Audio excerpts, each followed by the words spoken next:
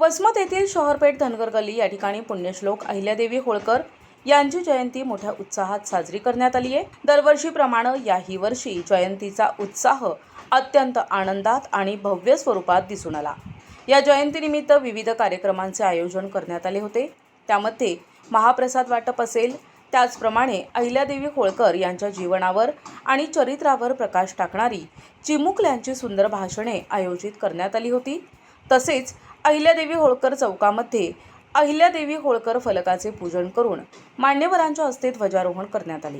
या कार्यक्रमासाठी प्रमुख पाहुणे म्हणून स्वानंद महाराज तसेच डॉक्टर आव्हाड साहेब, डॉक्टर गजानन पतंगे, मुंजाजी बंडे, उमेश जोशी, राजू चिटकलवार, संभाजी मुंजाळ उपस्थित होते। त्यासोबतच नाहनाळे परिवार, रेनगडे परिवार, माटे परिवार, भुमरे परिवार, वाघमारे परिवार, काळे आणि बनसोडे परिवार तसेच सर्व समाज बांधव आणि जय मल्हार मित्रमंडळी आणि महिला मंडळ यावेळी मोठ्या संख्येने उपस्थित होते। त्यांनी देशामध्ये हिंदूंचे देवदेवळं मंदिरांचं नासधूस केली, त्यांचं नुकसान केलं। त्या मंदिरांचा जीर्णोद्धार करण्याचं काम राजमाता पुण्यश्लोक अहिल्यादेवी होळकर यांनी केलं होतं। राजमाता पुण्यश्लोक अहिल्यादेवी होळकर यांनी समाजामध्ये जातीभेद, जाती व्यवस्था नष्ट करण्यासाठी प्रयत्न केले।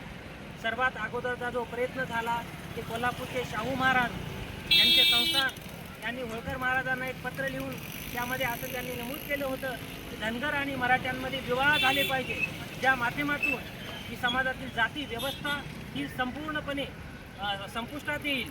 आणि त्यानिमित्तानं पहिला विवाह हा गाडगे पाटलाची मुलगी ही होळकर घराण्यामध्ये देण्यात आली आणि त्या ठिकाणी जाती व्यवस्था कमी करण्यासाठी होळकर घराणे आणि छत्रपती शाहू महाराज यांचे घराणे यांनी प्रयत्न केले। या निमित्ताने मी राजमाता पुण्यश्लोक अहिल्यादेवी होळकर यांना पुनश्च एकदा अभिवादन करतो आणि या निमित्ताने मी एवढंच सांगतो। प्रतिनिधी नंदू परदेशी, NTV न्यूज मराठी, वसमत, हिंगोली।